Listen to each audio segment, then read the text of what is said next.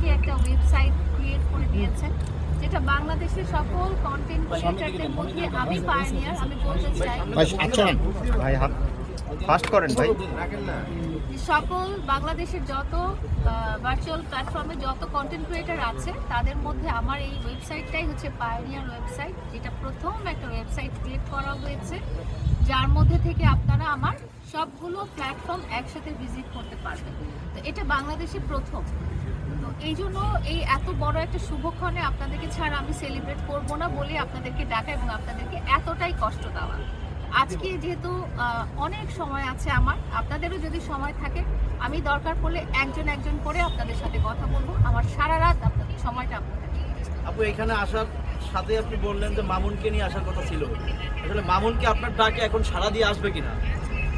উনি তো আসতে চাইলেন না, বাট আমি কেন ওনাকে চেয়েছি সেটা হচ্ছে যে ডিজিটাল প্ল্যাটফর্ম বা ভার্চুয়াল প্ল্যাটফর্ম প্রিন্ট আছে